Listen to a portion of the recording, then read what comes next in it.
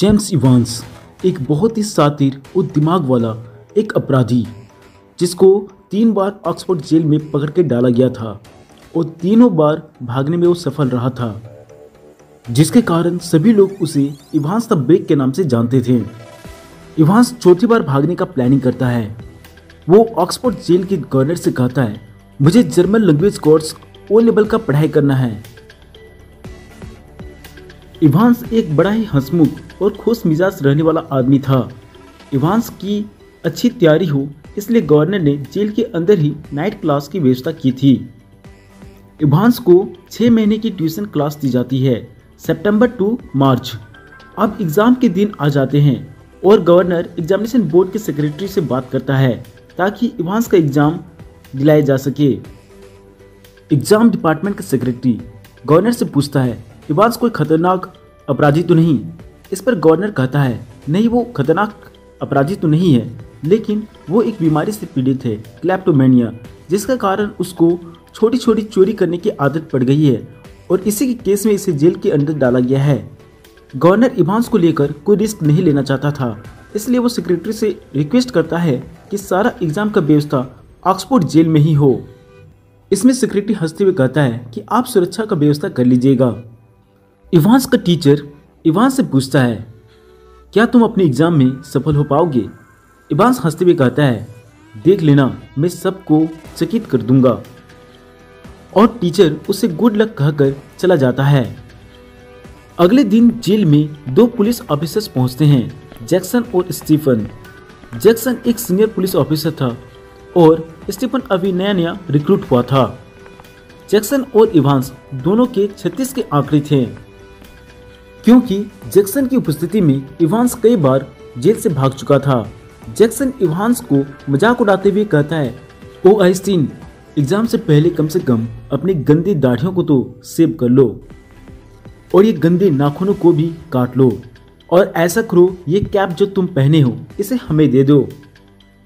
Evans हंसते हुए कहता है, यार तो सब ले ले, लेकिन ये कैप हमसे मत ले, क्योंकि ये कैप मेरा लकी कैप है और अगर इस कैप को तुम ले लेते हो तो मैं एग्जाम में श्योर है कि मैं फेल कर जाऊंगा, इसलिए इस कैप को मैं तुम्हें नहीं दे सकता।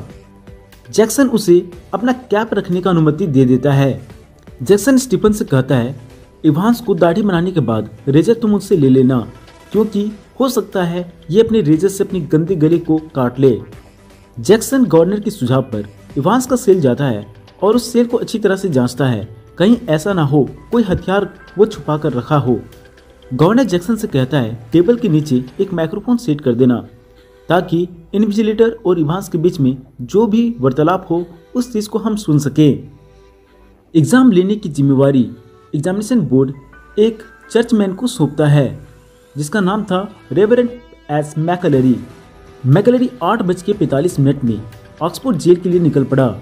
उसके पास एक ब्राउन सूटकेस था जिसमें वो exam paper, authentication card, Bible और एक छोटी सी नाइफ लेकर निकलता है।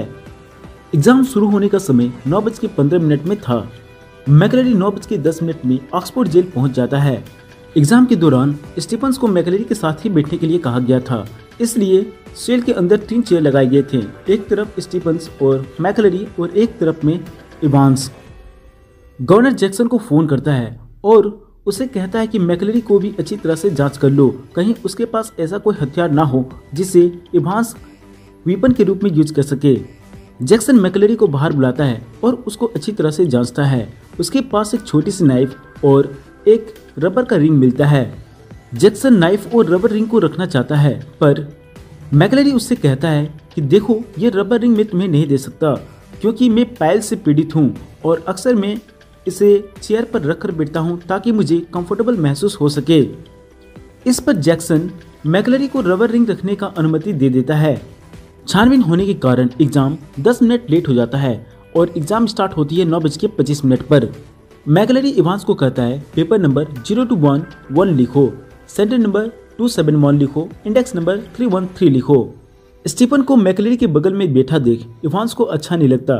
इवांस हंसते हुए स्टीफन से कहता है, जब तक वो सेल के अंदर ही रहेगा वो कुछ लिख नहीं पाएगा, क्योंकि उसे देखने के बाद उसे बहुत ही अनकंफर्टेबल फील हो रही है और उसे कुछ याद नहीं आ रहा है। गवर्नर सारी बातें माइक्रोफोन से सुन रहा था और वो जैक्सन को फोन करता है और कहता है, स्टीफन्स को बाहर आने के लिए कहो, हम लोग कुछ ज्यादा ही प्रिकॉशंस ले रहे हैं। अब सेल के अंदर सिर्फ मैकलरी और इवांस ही होता है। इवांस अपने पेन को अपने मुंह में दबाए हुए वहाँ पे बैठा हुआ था और स्टीफन्स बाहर से सेल के अंदर बार बार झांक करके निगरानी करता है।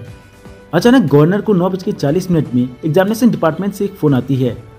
सेक्रेटरी कहता है, क्वेश्चन पेपर पे एक मिस्टेक है, भूल से करेक्शन पेपर को क्वेश्चन पेपर के साथ नहीं दिया गया है।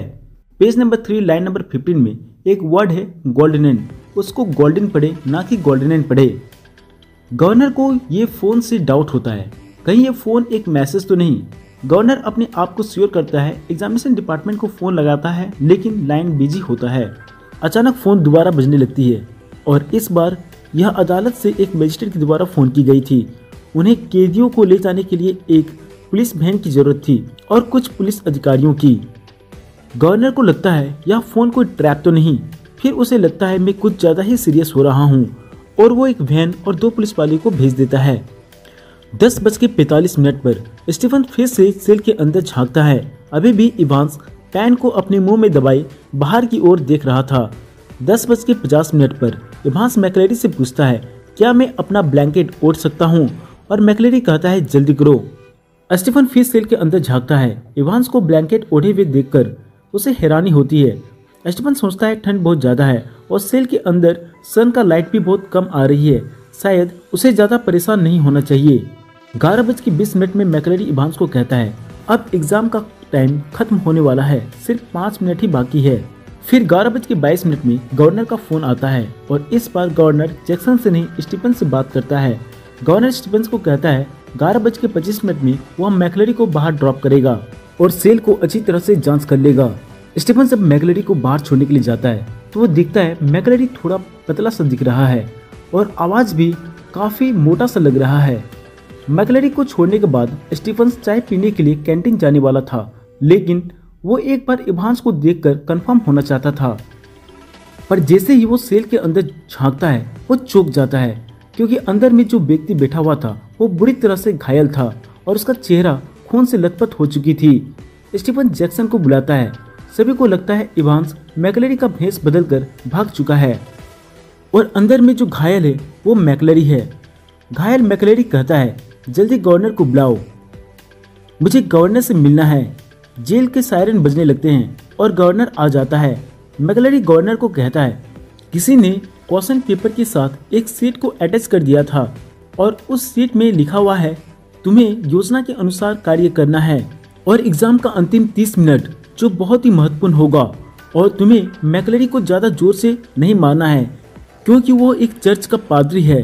तभी जीप का सायरन बजती है और डिटेक्टिव कार्टर पहुंचता है। मैकलेरी गवर्नर से कहता है, मैं जानता हूँ इवांस कहाँ है, वो जरूर एल्सफील्ड रास्ते की ओर गया होगा। मैकलेरी को डिटेक्टिव कार्टर के साथ भेज दिया जाता है। फिर गवर्नर जैक्सन और स्टीफन्स दोनों का क्लास लेता है। बताओ तुम दोनों में वो मूर्ख कौन है जिसने इवांस को बाहर गेट तक छोड़ने गया था? स्टीफन्स कहता है, सर वो तो मैं हूँ, लेकिन मुझे बाहर छोड़ने के लिए आप ही ने तो कहा था। अरे गधे, मैंने तुम्हें कब कहा था? सर याद कीजिए, एग्जाम के अंतिम क्षण पर आप ही ने तो मुझे फोन किया था। तुम बेवकूफ के बेवकूफ ही रहोगे क्योंकि मैंने ऐसा कोई भी फोन नहीं किया था। क्या बकवास है ये जरूर इवांस का कोई प्लान था।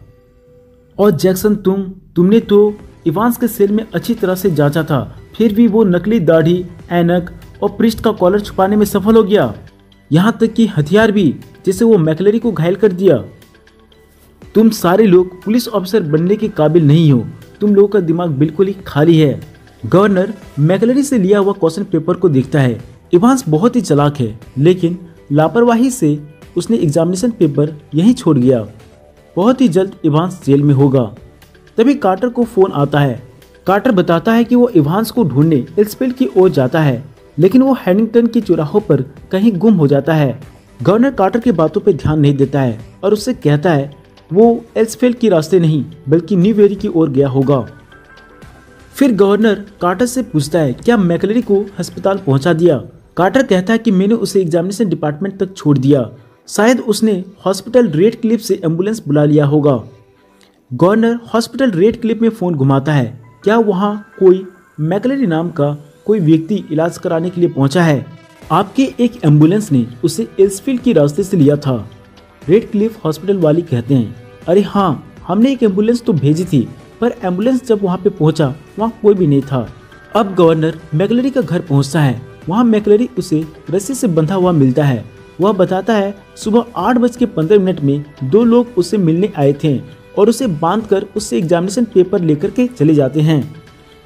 अब तक गवर्नर को समझ में आ चुका था वो व्यक्ति जो एग्जाम दिलाने के लिए इन्विजिलेटर बनकर के आया था वो एक्चुअली में इवांस का ही आदमी था। इसका मतलब ये हुआ कि जो व्यक्ति घायल था वो वास्तव में इवांस ही था। गवर्नर क्वेश्चन पेपर में छोड़े गए क्लूज को हल करके होटल गोल्डन लाइन पहुंच जाता है और गवर्नर सेक्रेटरी से कमरा नंबर 0211 का चाबी लेकर के कमरे के अंदर चला जाता है और जैक्सन और स्टीफन से कहता है कि तुम बाहर से दरवाजे को लॉक कर दो और होटल को घेर लो। गवर्नर दरवाजे को बंद करके अंदर बैठ जाता है। इधर इवांस चिपिंग नॉर्टन के चारों ओर चक्कर लगाते हुए प्लान के अनुसार होटल गोल्डन लाइन पहुंच जाता है। पर जैसे ही वो दरवाजे को खोलकर अंदर प्रकाश डालता है तो अंदर गवर्नर को देखकर चकित हो जाता है, लेकिन फिर भी हंसते वो कहता है, आखिरकार आपने मुझे पकड़ ही लिया। इस बात पर गवर्नर उसे कहता है, तुम कानून के हाथों से भागकर कहाँ जाओगे? कानून के हाथ बहुत लंबे होते हैं और तुम हमसे भाग नहीं सकते। पर इवांस हंसते हुए पूछता है कि आपने मुझे कैसे पकड़ लिया?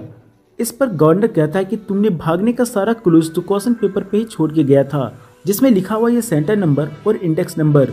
अगर तुम ये 6 डिजिट को एक साथ लिखोगे तो तुम्हें पता चलेगा यह लिखा हुआ एड्रेस इसी होटल का एक पता है।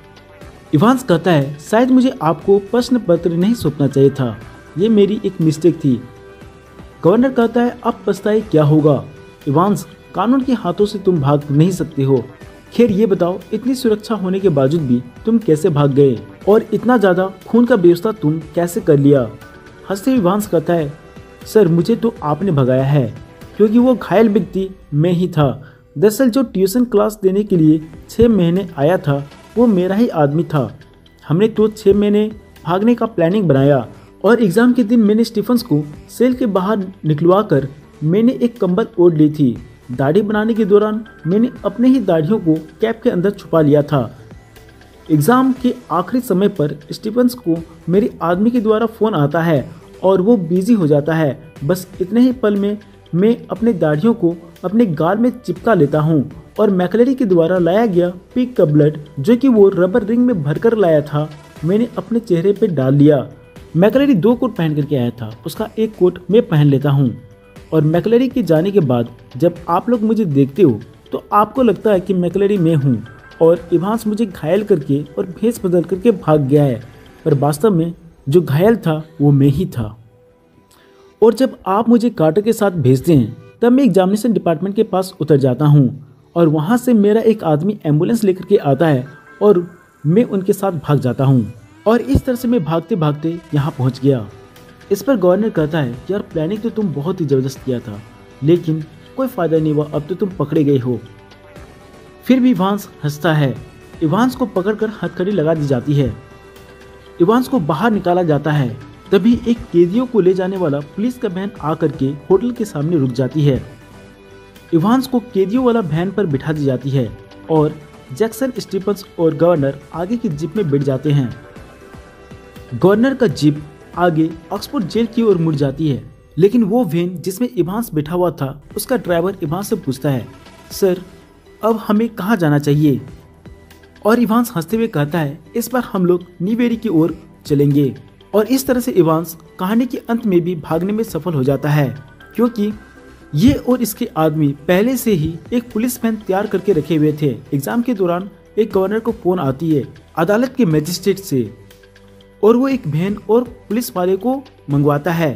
वास्तव में ये फोन इवांस का आदमी के द्वारा ही किया गया था और उन्होंने एक पुलिस वैन और कुछ पुलिस के वर्दी पहले से ही तैयार करके रखा हुआ था।